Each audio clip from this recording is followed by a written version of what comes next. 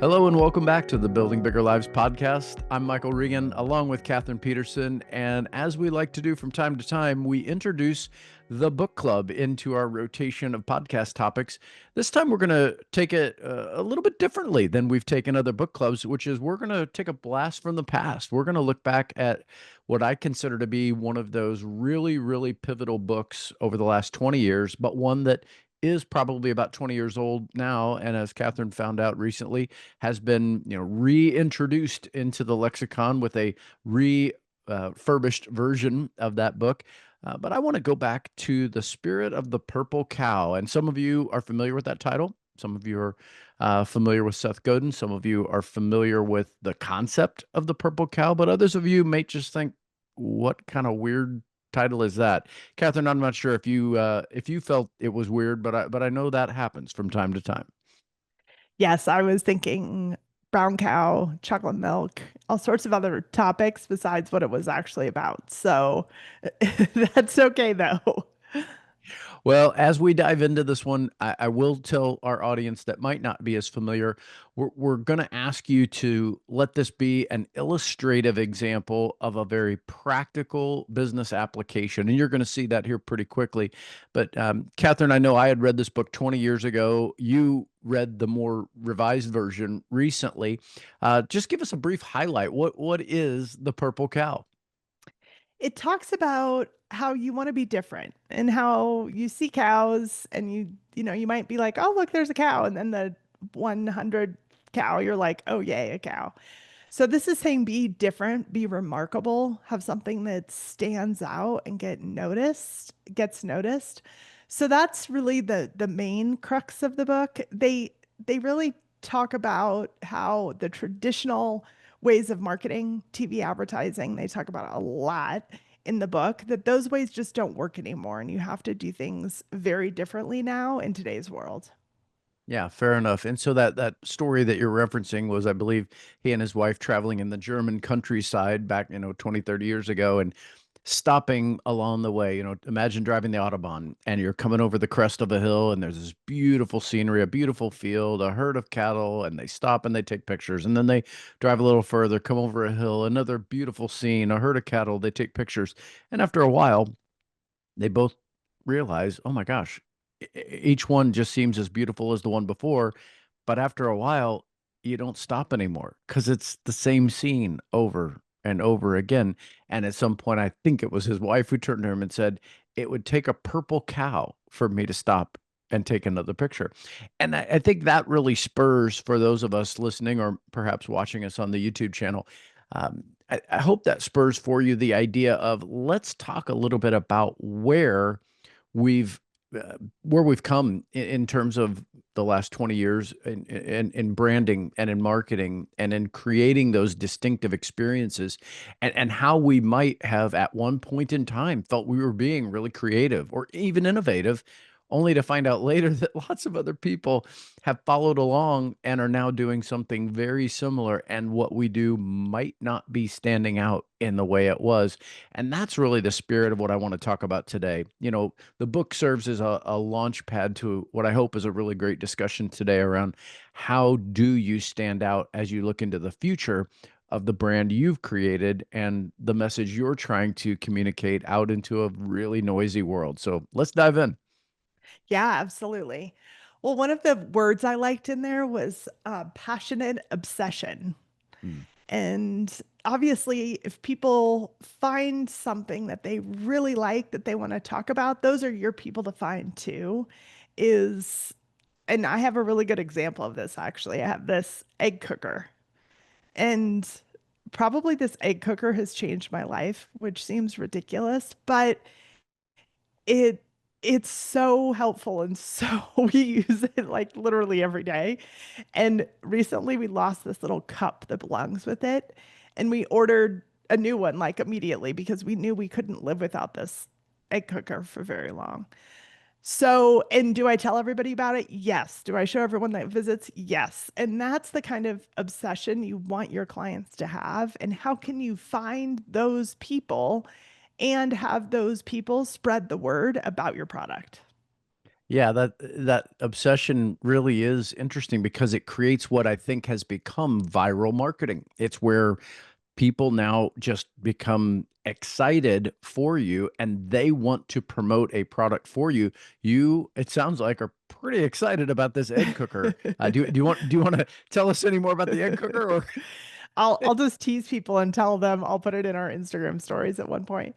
fair enough, So fair enough. That's I'll wait actually a till good after idea. the episode post. But I know we could do a separate egg cooker podcast. Well, I'll give you a couple examples as well because again, I think today, a lot of the clothing that we're able to buy, you don't have to go to the mall anymore. Anybody notice malls around them just seem to be dying? We just don't seem to have shoppers that are going to the mall like they used to. And Amazon, I think, was the tipping point that changed that. But it took a while before some of the clothiers began to figure out how do I do this in a way that's really meaningful. Well, this weekend, I knew it was time to shift gears because we're heading into the fall season, and it was time to order a couple of new pieces of clothing. And so the first thing I did was I went on my Jay Hilburn account, and Jay Hilburn is a clothier that makes custom clothing, shirts, jackets, pants, pretty much anything you need. And what they do is they give you a full measurement once, and then introduce you to their catalog of products. And anything you're interested in ordering gets custom tailored to your measurements. So it's custom clothing for you shipped in a box to your door. So you've eliminated the mall. You've eliminated the awkwardness of the dressing room. You've eliminated the awkwardness of this doesn't fit. It looks great on the model. It doesn't look great on me. That's all gone. You just pick out a new pair of jeans and have them shipped to your door. Same thing, our friend Daniel Harkavy, also our friend Joe Bob Thompson, at a couple of events maybe a few years ago, were wearing these really cool flannel shirts. They're called blanket shirts, made by a company called Outer Known. And at the time, I'd never heard of the company, but my wife commented of like, "Hey, that's like a really great weight shirt for the beach." Well, turns out it's a brand supported and sponsored by surfers and skaters. It's meant for that kind of weather.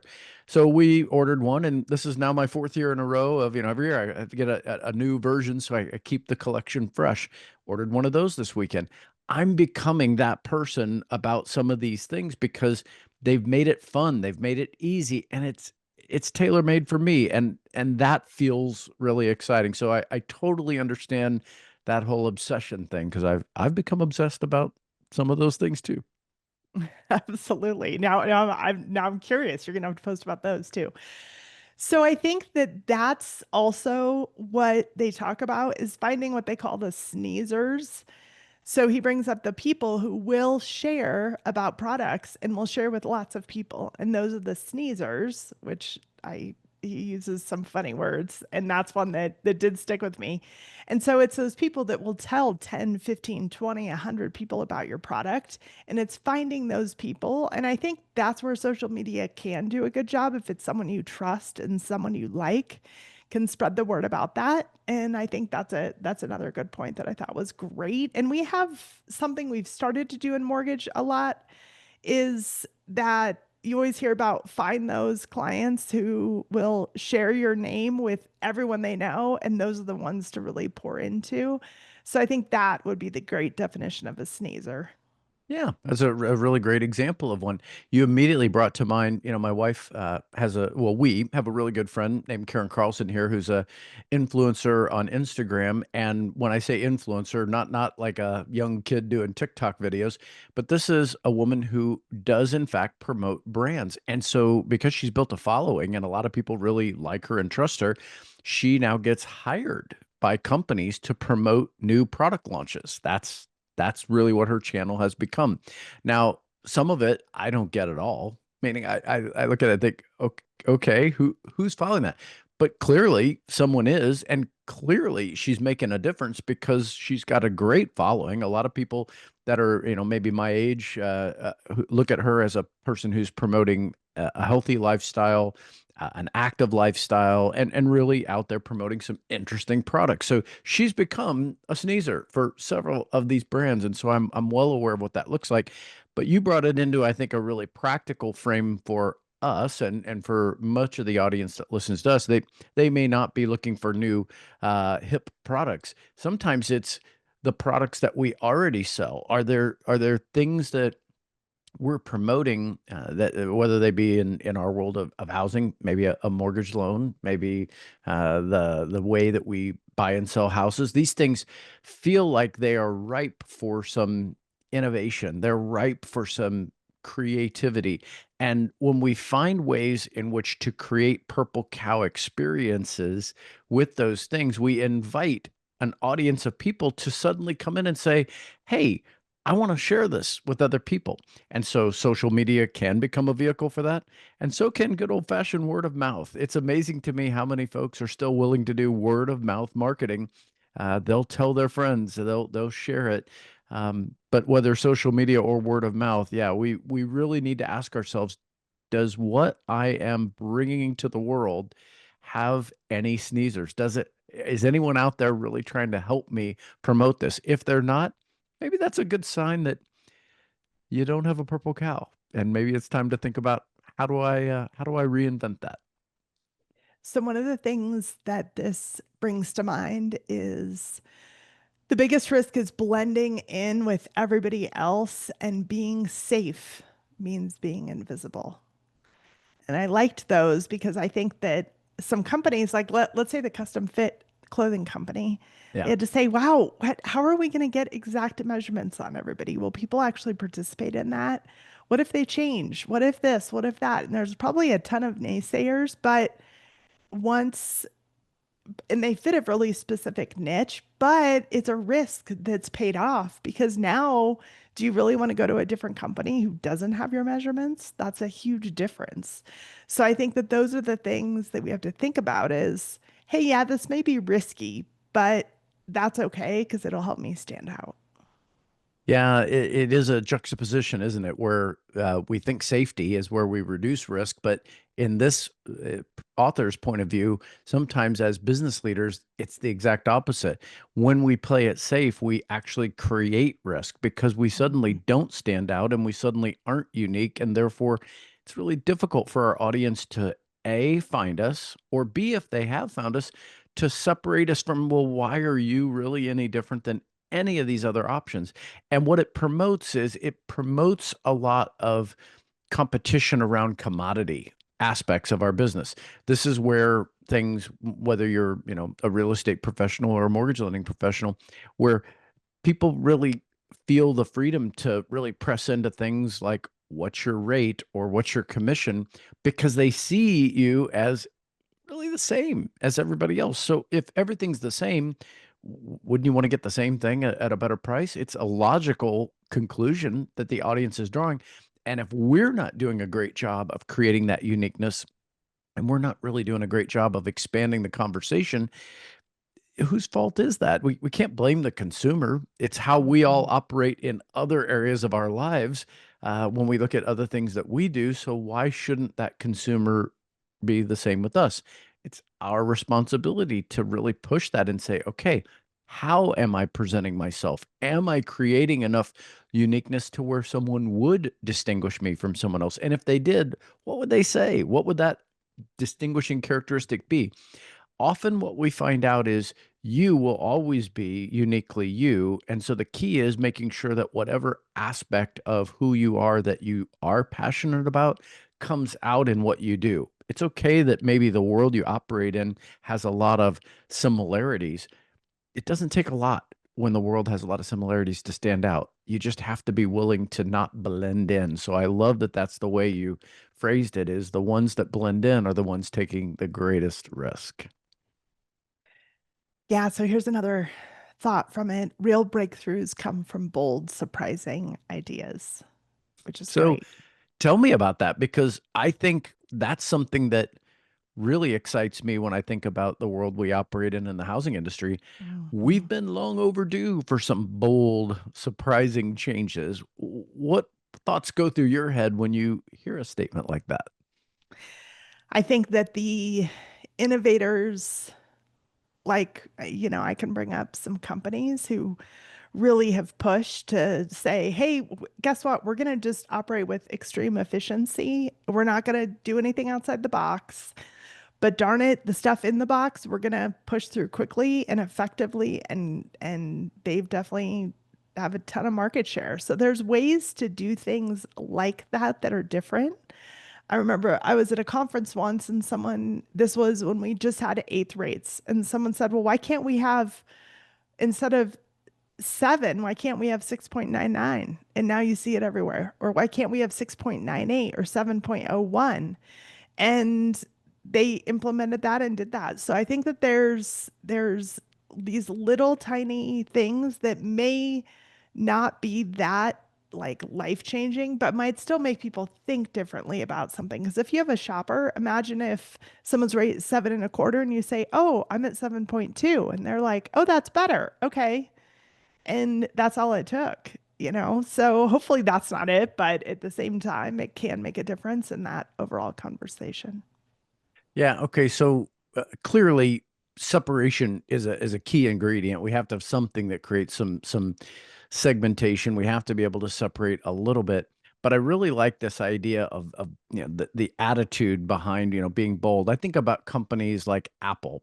When you look back at the Apple story over the last 20 years, here was a company that was really lagging behind its technology peers, lagging because they were diluted in terms of their output. They were trying to innovate in too many places at the same time and really weren't being effective in any of them because they couldn't gain any real attention.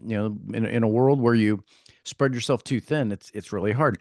They decided when they brought Steve Jobs back in as the CEO of the company in the 90s to really, I think maybe early 2000s, sorry, to reframe the company around four focal points and four alone. And they really said two of those need to be enterprise level solutions and two of those need to be personal computing solutions.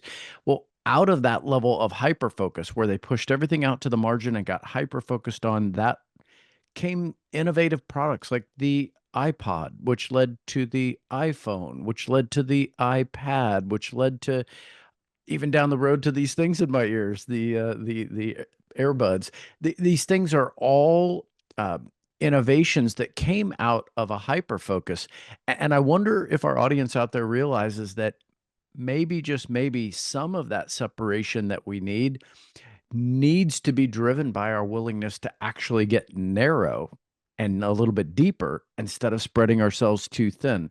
React to that for me, Kathryn. I mean, we could pick a dozen companies that had that epiphany, but when you hear the Apple story, that's Mhm.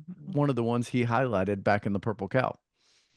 Yeah, I think being narrow and really we call that niche or niche, depending on where you're from. We talked about that at a time.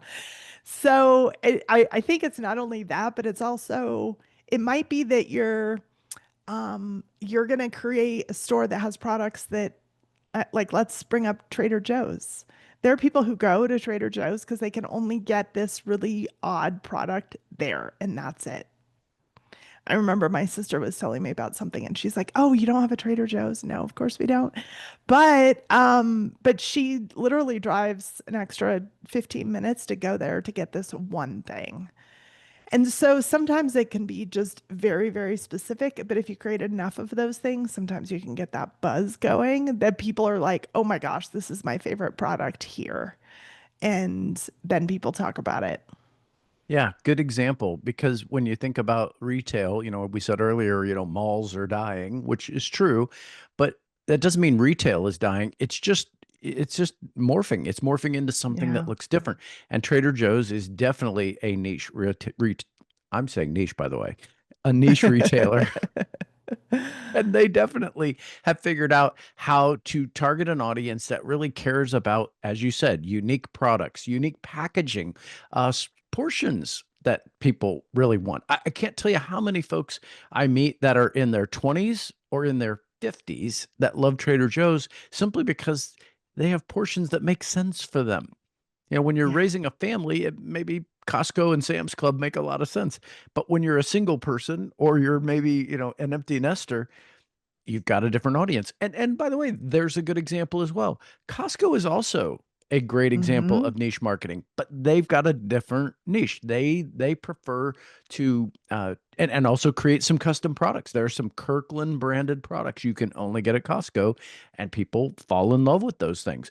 I think my daughter is already pushing me hard for the pumpkin pie that comes from Costco.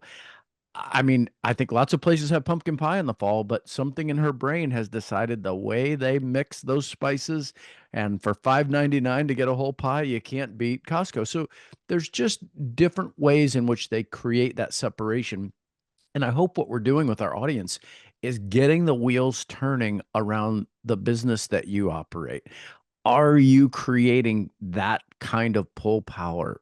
Are you creating that kind of separation? Do you have that niche? Is there something? It could be in your product, it could be in your service, it could be in the way that you position yourself. But are you standing out? That's what excited me about Purple Cow is it really reminded me that if we don't do this, it's not that we aren't good. It's just less and less people will know about it. And it's our job to make sure that they know about it. The world is not likely to show up at your door and just decide, hey, we really want to find out more about you and what you do. That's not the world's responsibility. It's our responsibility to draw some attention to what we do. And for some of us, that's a hard thing to do. Yeah, so there's some questions that I really want people to think about. So I'm going to just read those really quick here before we finish up. Great. So, what's the purple cow in your business or industry? And it might be good to talk to a friend about this too, because sometimes outside perspective is huge. Are you making something worth talking about or just adding to the noise? And I definitely see Mm. that a lot online where I'm like, holy cow, if I hear the same thing, I'm going to like throw my phone in the river.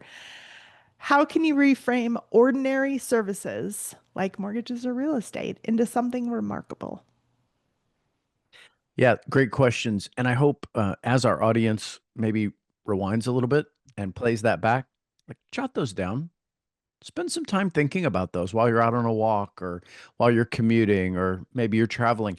Give yourself permission to think through some of those questions because in the event that you're not able to answer those with a lot of confidence, don't be discouraged. That just might be a good reminder of, hey, this is why I listen to Building Bigger Lives. I'm hoping that Kathryn and Michael will bring up a topic that spurs me to think about something that I need to be thinking about, but maybe just hadn't thought about until they brought it up. And my hope is that those questions, as you said, get socialized. There's probably someone near you, a teammate, a friend, a spouse, someone who, if you're really willing to go down the road of saying, okay, it bothers me that I don't have great answers to those questions, but I want to. Help me figure that out.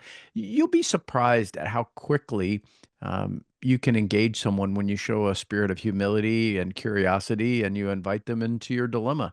There are lots of folks who are willing to do that with you. And so my hope is that you'll do exactly as Kathryn recommended. Don't just think about these things, socialize them with somebody. Have a cup of coffee and talk them out. And if you get some good and creative ideas, oh boy, we'd love to hear about those because the spirit of what we're doing here is really stimulating you to push yourself because if you don't, you may end up looking back 2, 3, 5 years down the road and saying, I remember a podcast about the purple cow and I knew it was important, but I just didn't do anything about it. And I never got the lift I really thought I could. And I want to help you avoid that. If that's you today, I hope you can get excited about this. Kathryn, you went back and listened to the audiobook version of The Purple Cow. It's out there. How long did that take you to listen to that replay of that book? Less than 3 hours. And I listened to it on extra speed. So it took me less time than that, but I don't know how long. That's a great hack. You know, the 1.25 is a great speed because it sounds Yep. almost exactly the same, but you shave a few minutes off of there. Somebody's probably doing that with our podcast today. Did you know that? That's okay. That's That's okay. okay. Okay, good. Great hack. And yes, I think that would be a takeaway for me is if this topic interested you at all, go back, download the book. Yes, it's a 20-year-old business classic, but the new revised version has been refreshed. It has some new and modern examples, but the spirit and the core of the message is timeless. And so go back, spend 3 hours or 2.5 if you do it on a faster pace, and see if it doesn't spark some creativity. And any closing thoughts? You asked some great questions, Kathryn. Anything else you hope our audience takes from today? No, I think it's always just stepping out and thinking from the client's perspective, what's going to get them excited about what I'm offering? What's going to make them share with somebody else? What's going to make this different than every other time they've done that? And I think those are great thoughts I'd love to hear. I also want to just bring up a quote you said that I'm going to remember, invite people into your dilemma. And Mm. that's what I've got for you today. That seems like a wonderful place to end. So, Seth Godin, the Purple Cow, Kathryn, thanks for joining me to unpack a book club classic and put it into a fresh and modern 2025 context. And whether you're listening to this at the time we drop it or later on down the road, just remember sometimes books are timeless in the message that they're delivering.